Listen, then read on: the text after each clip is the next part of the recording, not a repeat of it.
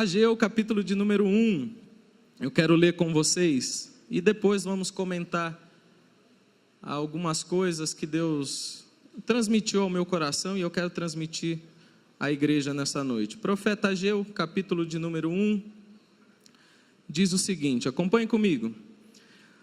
No primeiro dia do 6º mês do 2º ano do reinado de Dário, a palavra do Senhor veio por meio do profeta Ageu ao governador de Judá, Zorobabel, filho de Sealtiel, e ao sumo sacerdote Josué, filho de Jeozadaque, dizendo: assim diz o Senhor dos exércitos, esse povo afirma, ainda não chegou o tempo de reconstruir a casa do Senhor.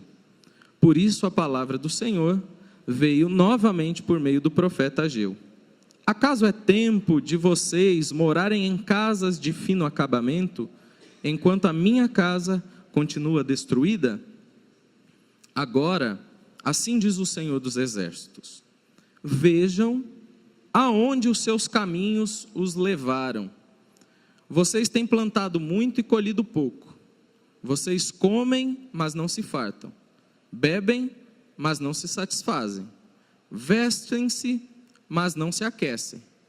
Aquele que recebe salário, recebe-o para colocá-lo numa bolsa furada. Assim diz o Senhor dos exércitos. Vejam aonde os seus caminhos os levaram. Subam um monte para trazer madeira, construam o templo, para que eu me alegre e nele seja glorificado, diz o Senhor. Vocês esperavam muito, mas eis que veio pouco. E o que vocês trouxeram para casa eu dissipei com um sopro. E por que eu fiz? Pergunta o Senhor dos exércitos. Por causa do meu templo, que ainda está destruído, enquanto cada um de vocês se ocupa com a sua própria casa. Por isso, por causa de vocês, o céu reteve o orvalho e a terra deixou de dar o seu fruto. Nos campos e nos montes provoquei uma seca que atingiu o trigo, o vinho, o azeite e tudo mais que a terra produz. E também os homens e o gado. O trabalho das mãos de vocês foi prejudicado. Zorobabel, filho de Sealtiel, o sumo sacerdote Josué, filho de Jeozadaque, e todo o restante do povo, obedeceram à voz do Senhor, o seu Deus, por causa das palavras do profeta Ageu, a quem o Senhor, o seu Deus, enviara. E o povo temeu ao Senhor. Então Ageu, o mensageiro do Senhor, trouxe esta mensagem do Senhor para o povo. Eu estou com vocês, declara o Senhor. Amém? Só até aqui. Queridos, o profeta Ageu é esse profeta sucinto e direto na transmissão da mensagem de Deus. No entanto, o livro ele já começa de uma forma diferente dos demais profetas do Antigo Testamento. As demais profecias do Antigo Testamento sempre vão começar, em sua maioria, apresentando o profeta a qual está sendo usado por Deus, trazendo o conhecimento que ele tem uma genealogia. Vai usar lá Zacarias, filho de fulano de tal, neto de Beltrano. Já Ageu não tem essa formalidade profética. O texto diz simplesmente que Ageu era o profeta. Isso demonstra para nós que Ageu era já um homem conhecido do povo de Israel. Era um homem já notório em meio ao povo de Israel. Por quê? Porque o profeta Ageu era um profeta apaixonado por Deus. Apaixonado pelas causas de Deus, por aquilo que Deus estava fazendo nos seus dias. Ageu era um homem de Deus atento àquilo que Deus estava fazendo no seu tempo, na sua vida e na vida do seu povo. Ageu é um dos profetas pós-exílico. Não assusta não, né? Não é aula de teologia não, mas eu explico. Ele vem depois do exílio babilônico. Ele, Zacarias e Malaquias são 3 profetas que são usados por Deus depois de Israel sair do cativeiro babilônico. Israel foi então escravo da Babilônia. E Ageu, junto com esses contemporâneos, são profetas do período pós-exílico. E a história de Ageu, a mensagem de Ageu, o ministério de Ageu, ele também é melhor compreendido por nós, lendo o texto bíblico hoje, se a gente lê em companhia de Esdras, do livro de Esdras.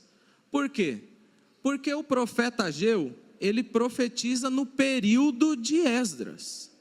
Ele profetiza ali no comecinho do livro de Esdras, no capítulo 4, capítulo 5, capítulo 6, Ageu aparece naquele contexto. A primeira vez que Ageu aparece no texto bíblico, está lá no livro de Esdras. Então a mensagem profética dele é uma mensagem breve. O ministério de Ageu é um ministério de 4 meses só. Olha que interessante, Deus usa ele por 4 meses. Mas a mensagem dele ressoa, reverbera até hoje em nossos dias, e Deus continua falando conosco por meio da mensagem de Ageu. Quando a pessoa tem paixão por Deus, está querendo ouvir a Deus e transmitir as verdades de Deus, nós não sabemos qual o alcance disso. Nós não sabemos o que Deus pode fazer por meio da minha vida e da sua vida, em relação a outras pessoas. E Ageu profetizou só 4 meses, mas a mensagem dele foi pontual, necessária para o povo de Israel. Por quê? Qual que é o contexto então de Esdras, de Ageu? É um contexto, num primeiro momento, é um contexto legal, é um contexto de alegria. Por quê? Porque o rei Ciro, da Pérsia, ele derrota os exércitos babilônicos. E a partir desse momento, nós estamos falando de 538 a.C., guarda essa data aí, 538 a.C.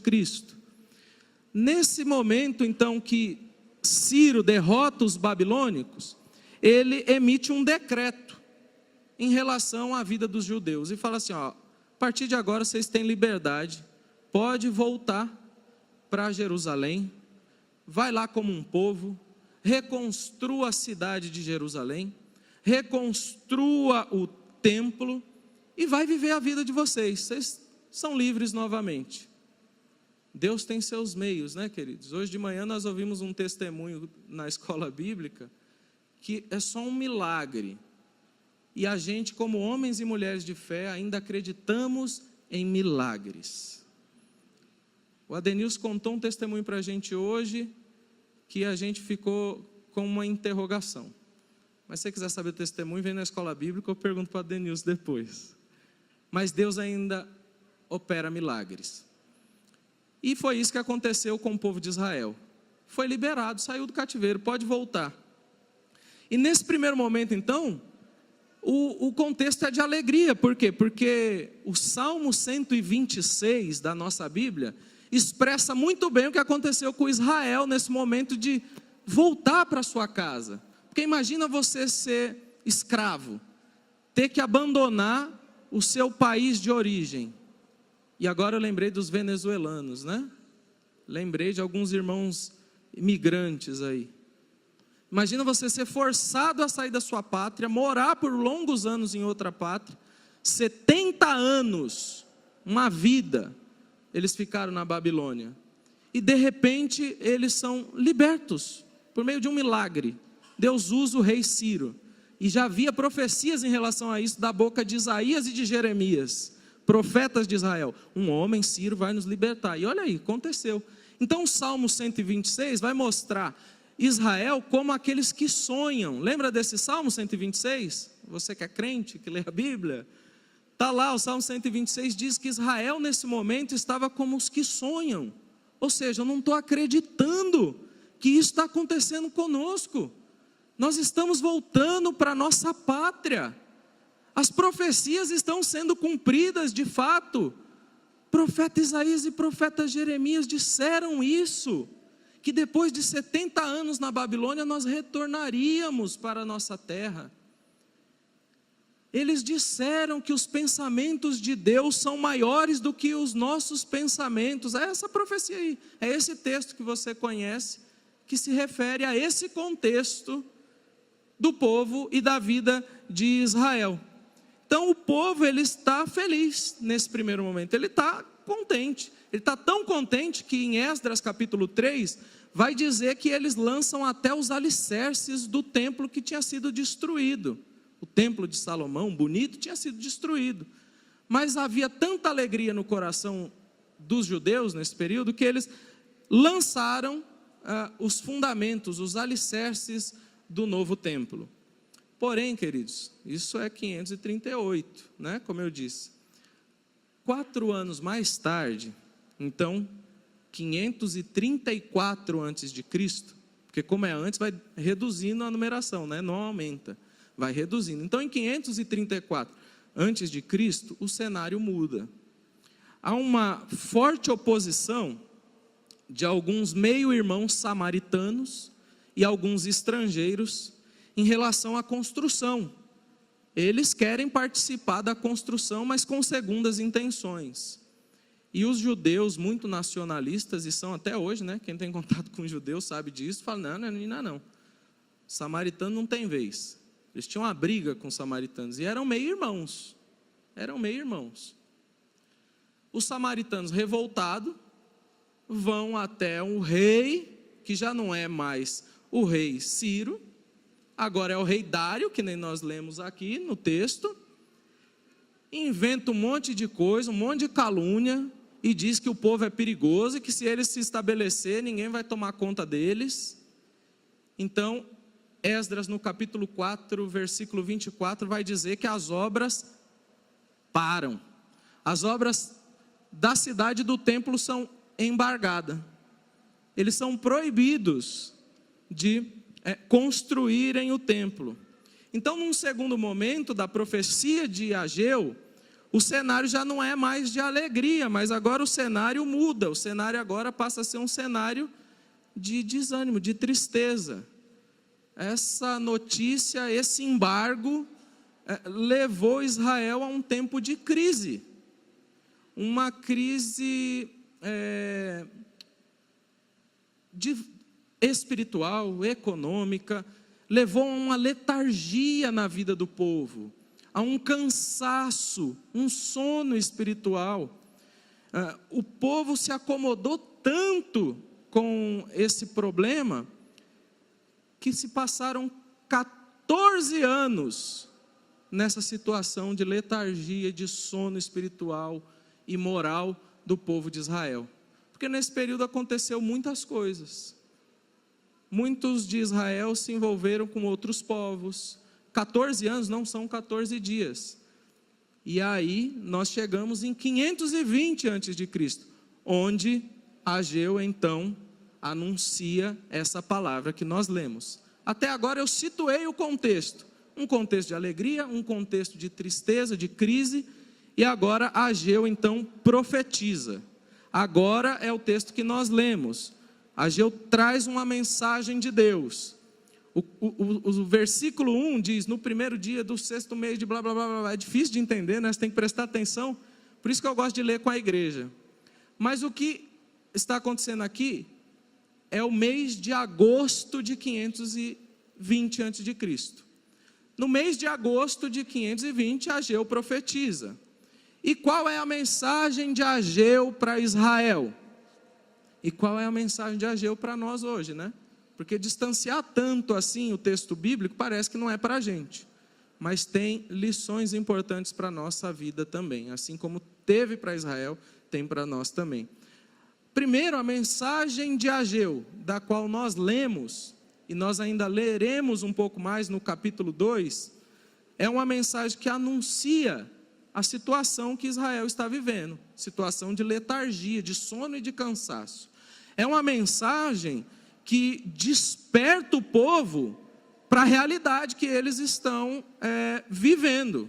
E é uma mensagem que provoca e desafia o povo à mudança, a sair dessa situação de sono, de acomodação. No entanto, o versículo 5 e 7 vai dizer, o profeta Ageu vai enfatizar aonde o povo chegou, a que situação o povo chegou. Ele enfatiza: vejam onde os seus caminhos os levaram. Vocês se esqueceram de mim.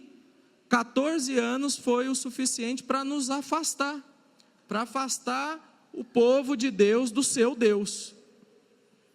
A mensagem, então, que Ageu traz, a princípio, leva o povo a pensar, ao povo a refletir sobre a sua real situação.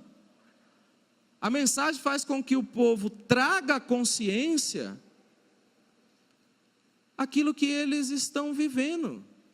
A mensagem é para despertar o povo à consciência, é para acordar o povo desse momento de marasmo espiritual no povo de Israel.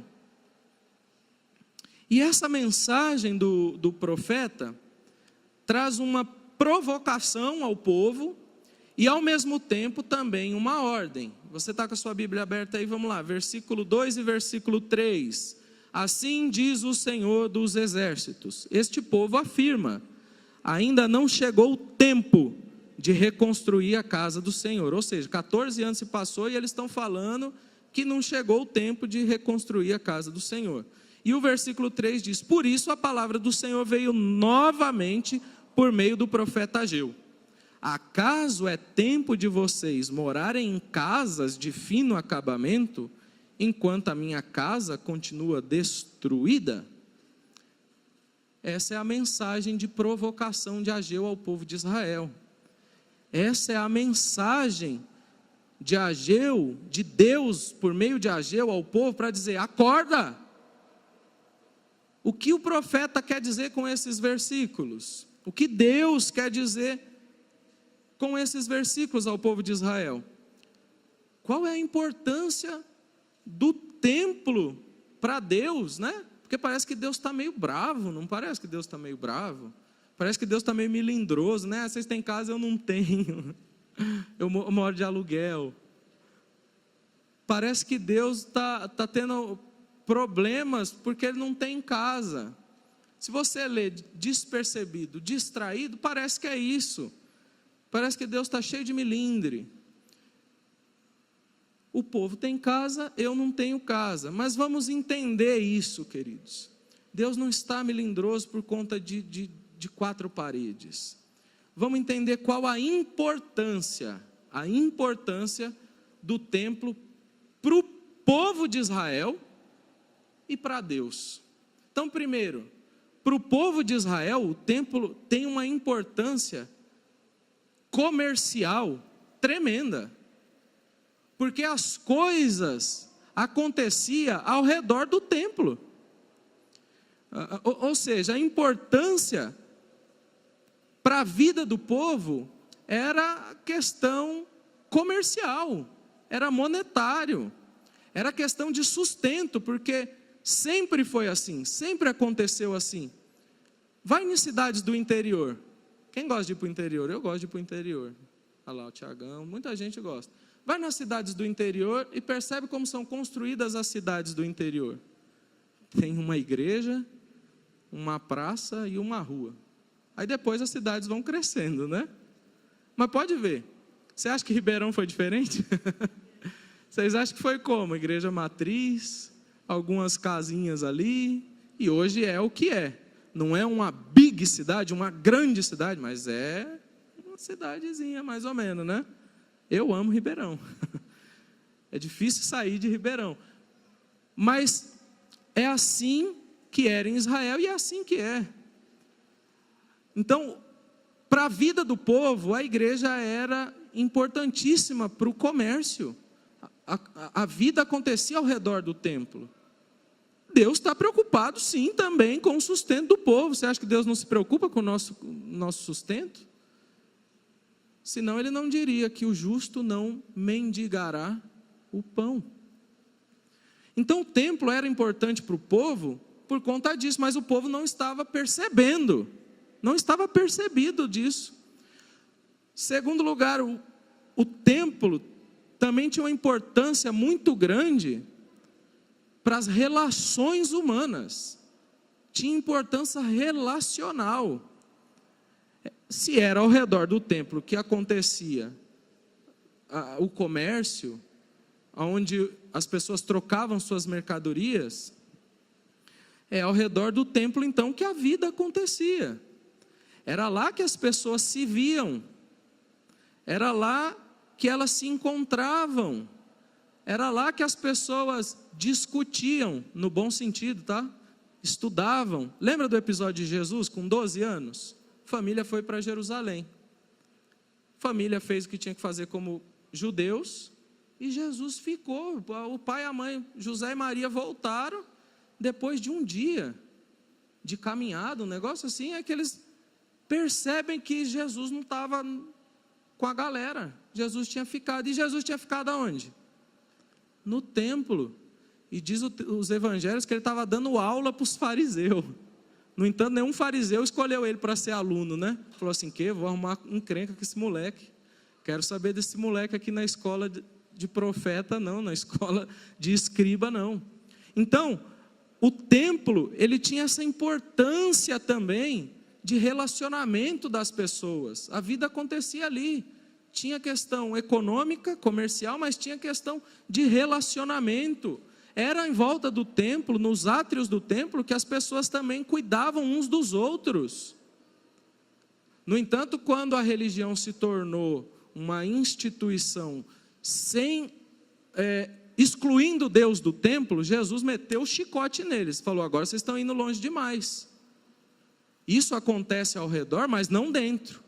Aliás, vocês estão bagunçando, porque o sacrifício vocês estão trazendo bicho aleijado, achando que Deus está se agradando. Deus não se agrada de sacrifício pela metade. Então, o templo tinha muita importância para Israel, para a vida do povo. Mas em terceiro lugar, queridos, o templo, ele era mais importante do que todas as coisas, pois significava para Israel a presença de Deus no meio do povo. Reconstruir o templo era importante para marcar território em Jerusalém, mas porque o templo simbolizava a presença de Deus no meio do povo, no meio de Israel. Vocês lembram quando Deus instituiu e falou para Moisés, no Êxodo, construir um tabernáculo, que seria a morada de Deus no deserto? Vocês lembram, eu anotei aqui, capítulo 40 de Êxodo, diz que Israel só saía em retirada do alojamento onde eles estavam, quando uma coluna de fogo durante a noite se colocava em cima do tabernáculo e se movia. Aí o povo de Israel movia. E quando era de dia, havia uma nuvem em cima do tabernáculo. Ou seja, para Israel era muito claro que reconstruir o templo era resgatar o significado da presença de Deus no meio do povo de Israel. Era importantíssima a reconstrução. Porém, a questão de Deus em relação ao templo não é ter casa ou moradia, mas é de ensinar o povo a ter prioridades. O povo se acomodou tanto que eles tinham disposição para construir as suas casas, para se manter bem, para viver uma vida tranquila. Diz que ele subia os montes e pegava cedros e construía a casa de forma bem bonita e luxuosa. Mas eles tinham virado as costas para Deus. Deus não estava preocupado com as quatro paredes do templo. Deus estava preocupado com as prioridades do povo. Queridos, na vida, nós temos que ter prioridades. E o que Deus está ensinando Israel aqui por meio do profeta Ageu, é que eles deveriam estabelecer prioridades. e temer a Deus, e se voltarmos para Deus, é a maior prioridade da vida de qualquer homem e qualquer mulher. Deus, Ele tem que ser, queridos, Deus Pai, Deus Filho, Deus Espírito Santo, tem que ser prioridade nas nossas vidas. A primazia das nossas vidas tem que ser Deus. E quando falamos de primazia, não falamos só de primeiro lugar, mas de importância. Deus é o maior valor que nós temos. Deus é a maior riqueza que nós temos na nossa vida. E nós não podemos virar as costas para Deus, queridos. Deus queria que Israel se atentasse a isso, de que Ele era prioridade na vida do povo, na vida de qualquer homem, qualquer mulher. Na vida nós temos isso como prioridade, queridos. Nós temos a família também como prioridade. Nós precisamos zelar, principalmente no século 21, onde muita porcaria entra no meio das nossas famílias e a gente nem vê, por conta do celular, por conta da internet. Nós temos prioridades e Deus quer que a gente aprenda a ter prioridades na vida, queridos. Sendo que a primazia é dele, mas depois nós temos que olhar pelas nossas famílias. A Bíblia está cheia de conselho para marido, para mulher, para filhos. Nós precisamos ser bons filhos, para sermos bons maridos, para serem vocês, mulheres, boas mulheres. Nós precisamos ter prioridades na vida. Tem gente que perde a vida priorizando a instituição igreja. Coloca a igreja acima de tudo, vive dentro da igreja. Vocês já cansaram de ouvir o testemunho do menininho que era filho de pastor, né? E que pediu para a mãe e o pai morar na igreja. E o pai perguntou, mas por quê? Porque lá o senhor é bonzinho. Não adianta ser bonzinho dentro das quatro paredes. Nós temos que ter prioridades. E aqueles que são discípulos de Jesus, que tomam a cruz, eles levam Deus como prioridade, cuidam das famílias, e depois as demais coisas são acrescentadas. Mas Deus, queridos, escuta isso que eu estou falando, Ele tem que ocupar o trono do nosso coração. Nós não podemos trocar Jesus por nenhum prato de lentilha. Tudo que nos oferecerem em troca, pedindo em troca a primazia de Deus nas nossas vidas, seja anátema, querido, seja amaldiçoado mesmo. Por quê? Porque Deus é primeiro em nossas vidas. Deus é a primazia em nossas vidas. Deus é aquele tesouro que Paulo diz, colocado em vasos de barro, para que a excelência do poder seja de Deus e não nossa. Não se deixe enganar. Deus em primeiro lugar, queridos. Parece chavão, né? Mas isso tem que ser dito, porque nós temos a tendência a virarmos as costas para Deus. Nós temos a tendência de abandonar a Deus, mas Ele tem que ser prioridade nas nossas vidas. E o povo entendeu essa mensagem de Ageu, porque o versículo 12 e 13, você está com a Bíblia aberta, você vai ver que o povo entendeu, que Ageu estava despertando eles a se voltarem para Deus, a se voltarem para a presença de Deus, porque os versículos 12 e 13 diz assim: Zorobabel e Josué e todo o restante do povo obedeceram à voz do Senhor, o seu Deus, por causa das palavras do profeta Ageu, a quem o Senhor, o seu Deus, enviara.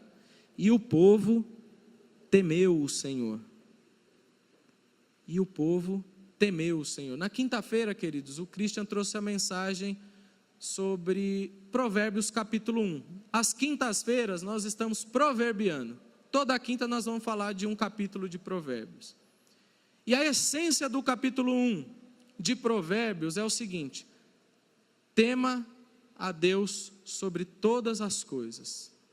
A essência é: o temor do Senhor é o princípio da sabedoria. O temor do Senhor é a chave. O que chave faz? Eu falei isso na quinta-feira, no final do culto. Chave abre porta, queridos. Temer a Deus abre portas para uma vida tranquila e de paz. Temer a Deus faz com que a gente se desvie do mal. Temer a Deus é importante, e Deus está fazendo com que o povo volte a temê-lo e andar segundo a sua vontade, e dar a primazia que lhe é devida. Então o povo temeu, e no versículo 13 diz que o Senhor prometeu estar com o povo. Queridos, quando nós estabelecemos prioridades corretamente, no temor do Senhor, Ele nos abençoa, Ele garante a sua bênção, a sua presença sobre nós. Não é isso que o versículo 13 diz? Eu estou com vocês. Vocês temeram? Beleza, eu estou com vocês. Um coração contrito, quebrantado, o Senhor jamais rejeitará. O Senhor não rejeita. E interessante que essa é a mesma palavra que Jesus diz aos discípulos e a mim e a você. No capítulo 28 de Mateus, no verso 20, ele diz: eu estarei convosco todos os dias, até a consumação dos séculos. Até o Hosana, até o Maranata que nós cantamos. Ora vem, Senhor Jesus. O Senhor está conosco, está com a sua igreja. O Senhor está com um povo que teme a Ele. E essa palavra, então, ela animou o povo. Desperta eles do marasmo espiritual de 14 anos. Porque eles temem ao Senhor, e a partir daí, o versículo 14 vai dizer que eles começaram a trabalhar novamente na construção do templo. Eles voltam a construir o templo. Eles se voltam para os propósitos de Deus, para a vontade de Deus. Eles se voltam a entender, o significado do templo para eles e para Deus, que significava a presença do próprio Deus no meio do seu povo. Queridos, saber que Deus está conosco é animador, não é? Ouvir essa palavra do profeta e ouvir de Jesus que o Senhor está conosco, que nós não estamos sozinhos, que onde houverem 2 ou 3 reunidos no nome de Jesus, Ele se faz presente, é animador, dá força, gera fé, dá esperança na caminhada da vida. Mas ter consciência disso, saber disso, é uma pergunta: significa que teremos uma fé assim inabalável? Significa que saber disso, porque nós sabemos, significa que a nossa fé vai ser inabalável 24 horas por dia? Significa que não teremos mais problemas e dificuldades na vida? Hein, capitão, será? Saber que Deus está com o povo de Israel, saber que Deus está conosco, nos impede, nos blinda de dificuldades e problemas na vida? Não, um não bem garrafal, queridos. A resposta é não, não nos blinda, dá ânimo, dá força, gera fé, sem dúvida, mas não blinda dos problemas. Enquanto estivermos nessa terra, queridos, teremos dificuldades na caminhada, sim, teremos problemas, nos depararemos com situações que não queríamos nos deparar na caminhada da vida. Deus não nos promete imunização dos problemas da vida, Ele promete estar conosco, e isso tem que ser suficiente, e isso tem que gerar fé. Mas sabe por que eu estou falando isso? Sabe o que significa precisarmos constantemente sermos lembrados dessa verdade? Isso precisa ser incutido em nós. Nós precisamos sermos lembrados constantemente dessa verdade. Por quê? Porque nós temos a tendência a se acomodar. Por isso foi que Abacuque, no capítulo 3, no versículo 2, ele orou da seguinte maneira: ouvi a tua voz, Senhor, e temi. Olha o temor de novo. Aviva a tua obra no meio dos anos. No meio dos anos, a faz notória, a notifica. Por quê, queridos? Porque nós temos a tendência a se acomodar. O povo ouviu: eu estou com vocês. Mas não blindou eles de outros problemas, e nós vamos ver isso, e nós precisamos constantemente sermos lembrados disso. Por mais que a adversidade bata a nossa porta, Deus está conosco. Nós precisamos ser lembrados disso, por isso nós cultuamos, queridos. Porque se isso ficar, tem coisa que nós esquecemos da memória, sabia? E é para o nosso próprio bem. Imagina se você lembrasse tudo que aconteceu na sua vida. 23 de outubro de 2009. Aconteceu. Você ia morrer, filho. Nós não damos conta de guardar tudo armazenado. Nós guardamos aquilo que é importante, que é marcante. Isso a gente guarda, mas a gente não guarda tudo, senão dá pane. Mas de tempos em tempos, assim como o profeta Abacuque orou, nós precisamos ser lembrados de que Deus está conosco. Independente de sentir, se arrepiar ou ver, basta para nós saber que Ele está conosco.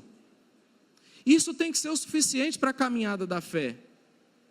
Por isso nós nos congregamos nos cultos. Por isso nós precisamos estar aqui no domingo cantando, louvando ao Senhor. Por isso nós precisamos estar na quinta-feira. Tem gente que pensa lá fora, né, que não vive a vida da igreja, que não vive a caminhada dos discípulos de Jesus. Fala: mas para que ir para a igreja todo dia? Mas para que ir na coinonia, na casa dos outros, incomodar?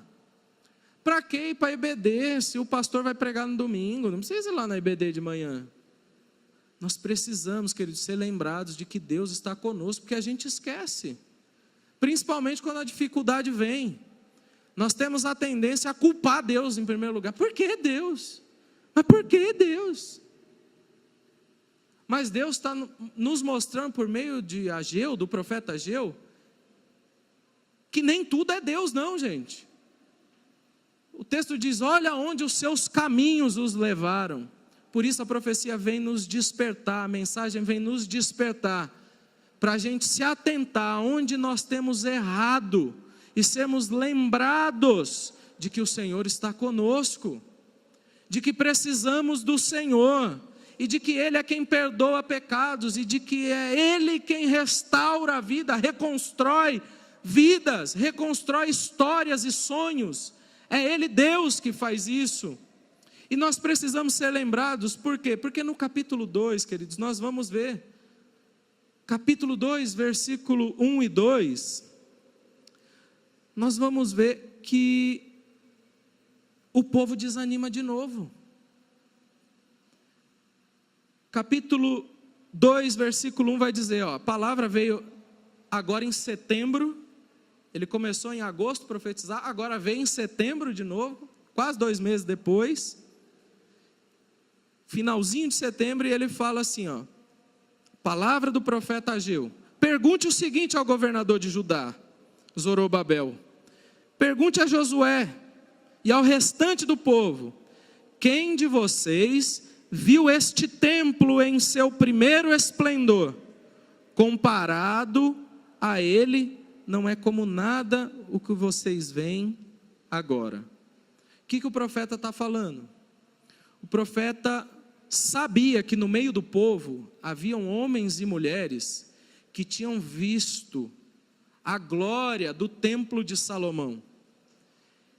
E o profeta está dizendo agora que esse templo que eles estão construindo, 2 meses depois que eles estão construindo, não está ficando em nada parecido com o antigo. Mas também o antigo foi construído por Salomão. Lembra de Salomão, filho de Davi? Homem rico, politicamente muito bem, politicamente, tinha aliança com vários povos, veio mão de obra externa, veio ouro de um lugar, veio madeira de outro, era uma pessoa bem articulada, então não tinha mesmo como a reconstrução do templo se parecer em beleza, em estética com o templo anterior. E o que aconteceu com esses mais velhos que tinham visto? Mais uma vez desanimaram.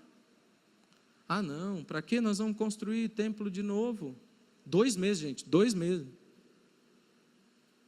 O profeta foi voz de Deus e 2 meses depois teve que ser voz de Deus de novo.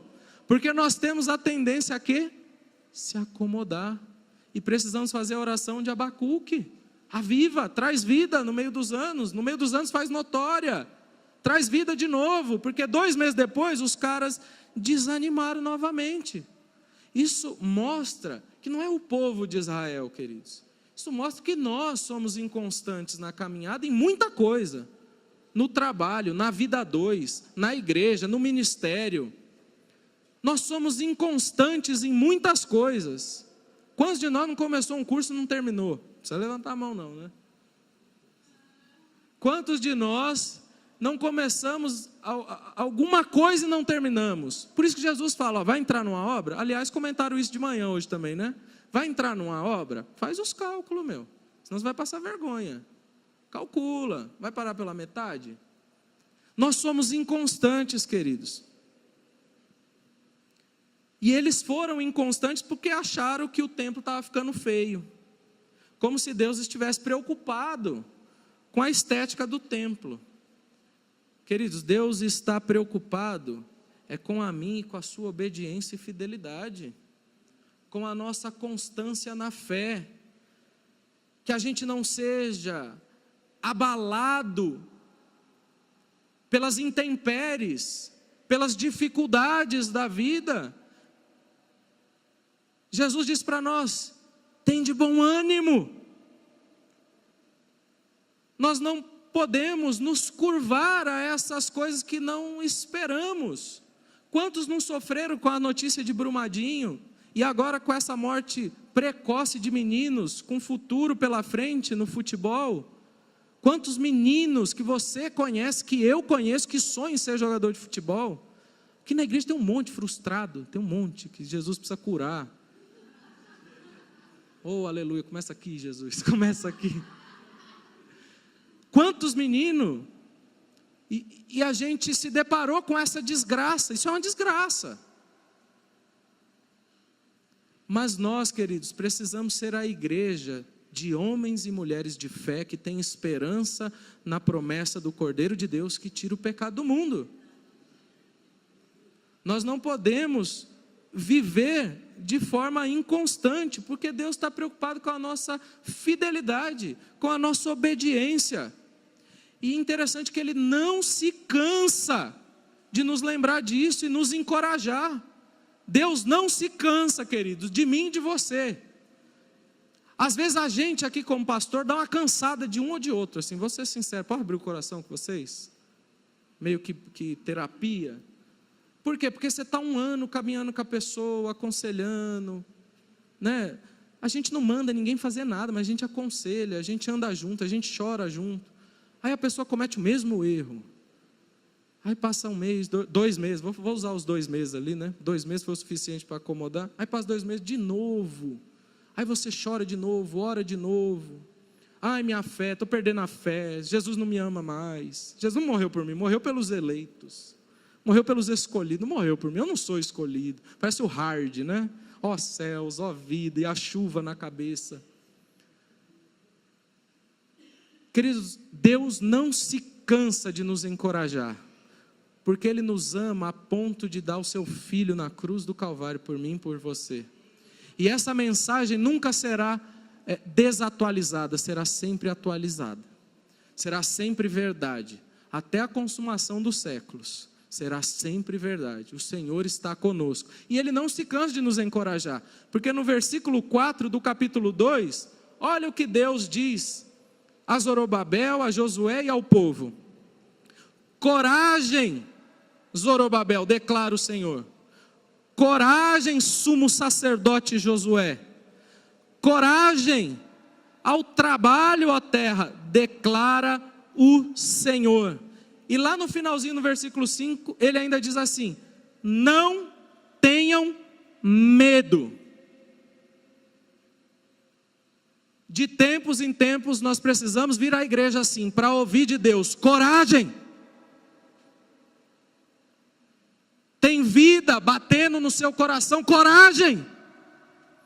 Agradeça a Deus pela manhã que você acordou, respirou, e coragem, enfrenta a vida, queridos. Independente da dor, do sofrimento, da circunstância, coragem, Deus está conosco. Coragem, Zorobabel. Zorobabel representava o povo, era governante. Coragem, povo. Coragem, Josué. Josué era sumo sacerdote, representava a fé que esfriava de tempos em tempos. Queridos, coragem para a caminhada da vida. Coragem para a caminhada de fé. Nós precisamos de fé. A igreja parece que deixou de ser conhecida como um lugar de homens e mulheres de fé.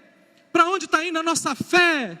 Para o WhatsApp, para o Facebook, para o Instagram, para as mensagens online. Cadê a fé da igreja?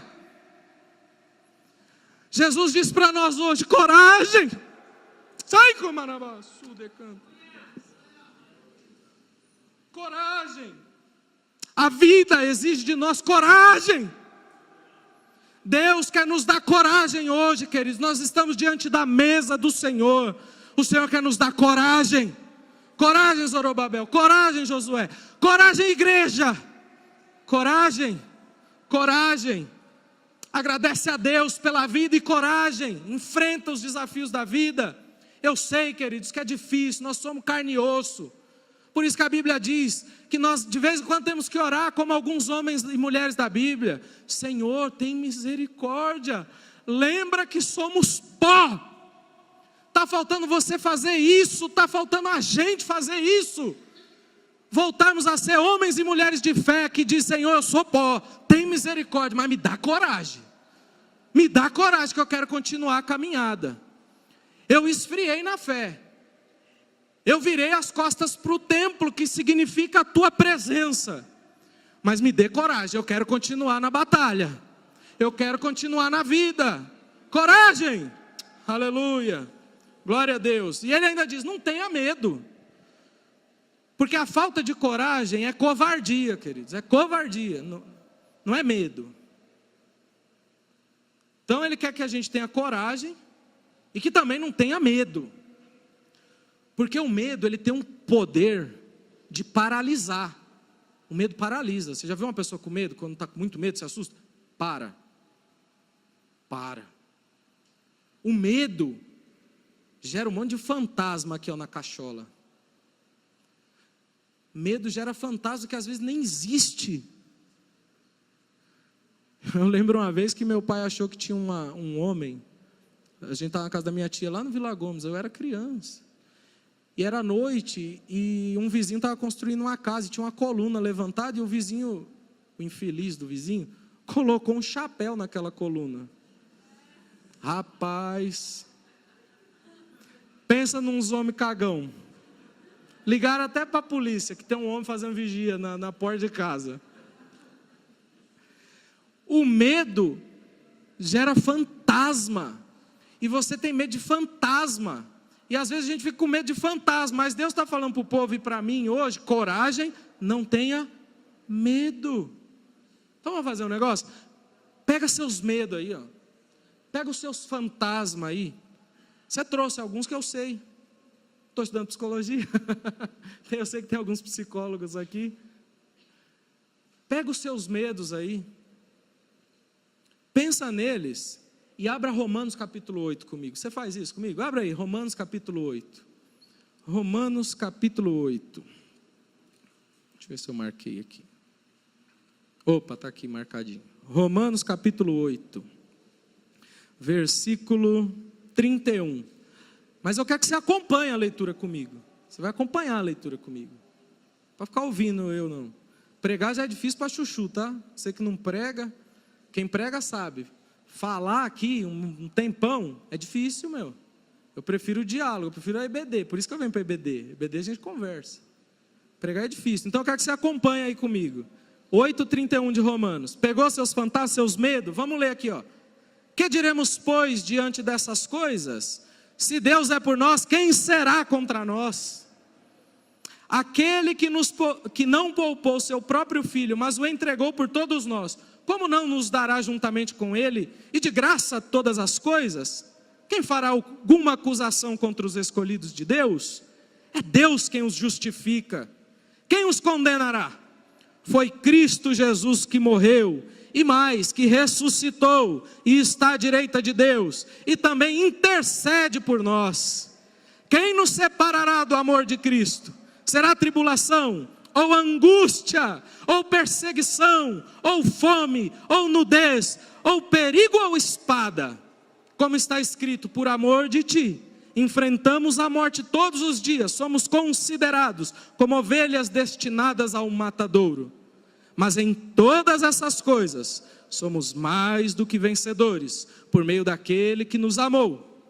Pois estou convencido de que nem a morte, nem vida, nem anjos, nem demônios, nem o presente, nem o futuro, nem quaisquer poderes, nem altura, nem profundidade, nem qualquer outra coisa na criação será capaz de nos separar do amor de Deus que está em Cristo Jesus, nosso Senhor.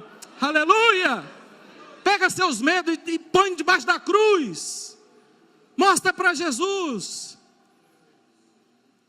Não tem o que nos separe desse tão grande amor. Não tem o que nos separe.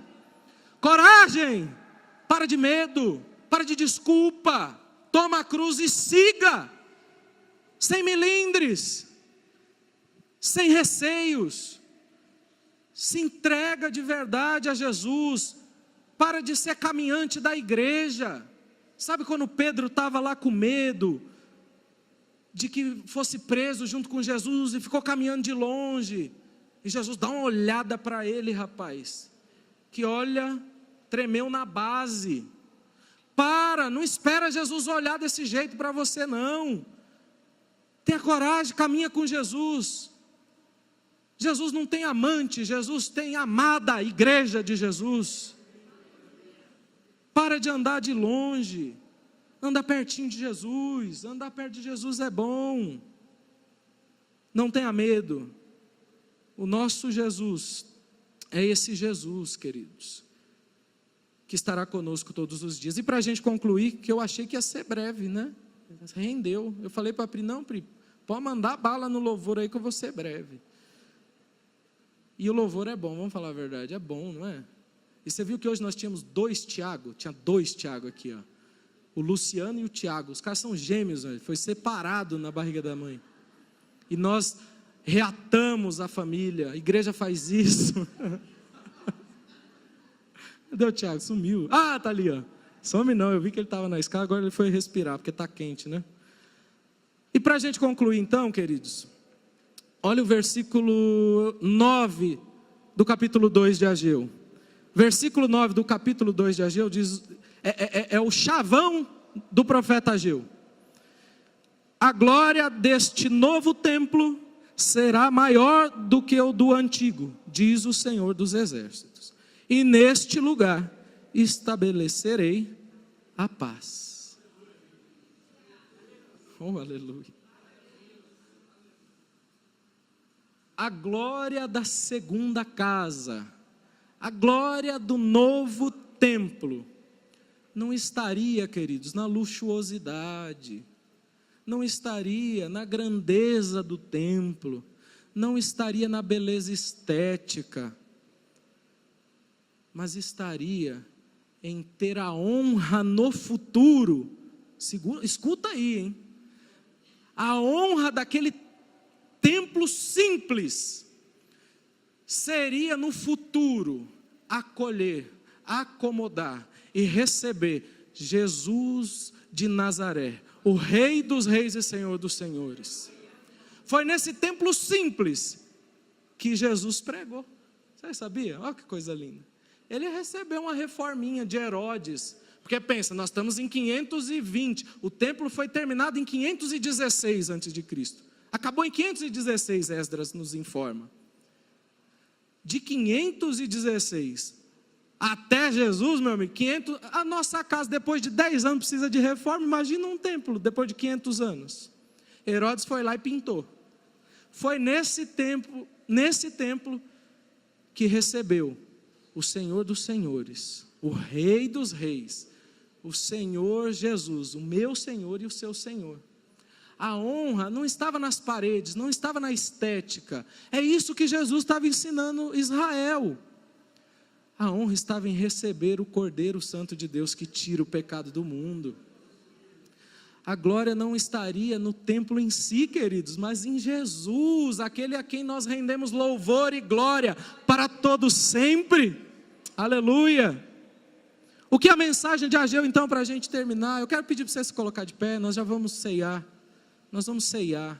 Nós viemos aqui hoje para sermos encorajados a recomeços, a termos prioridades, a reconstruir coisas que ficaram pelo caminho, reconstruir relacionamentos, amizades, reconstruir a vida, recomeçar, ter novos recomeços, ter novas prioridades.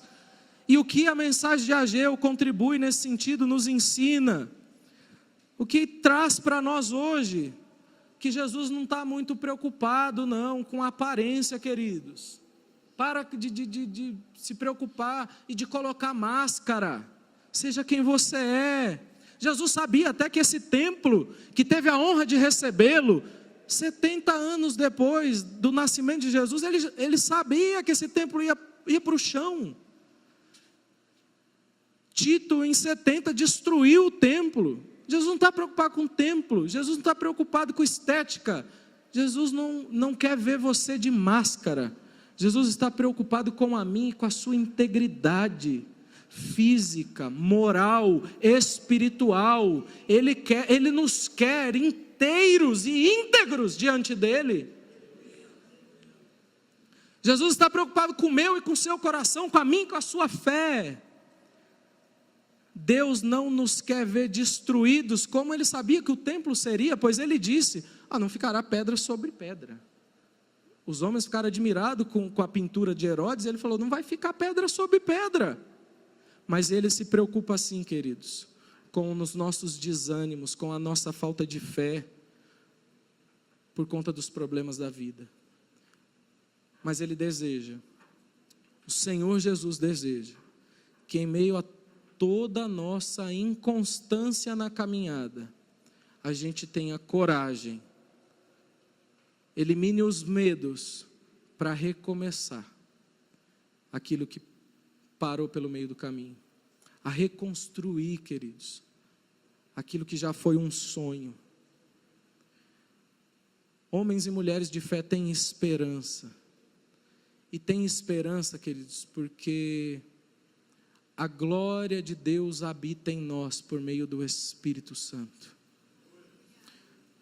A excelência do poder é o Espírito Santo colocado em mim e em você, vasos de barro. Deus quer te encorajar, Deus quer me encorajar a recomeçar aquilo que nós paramos, queridos.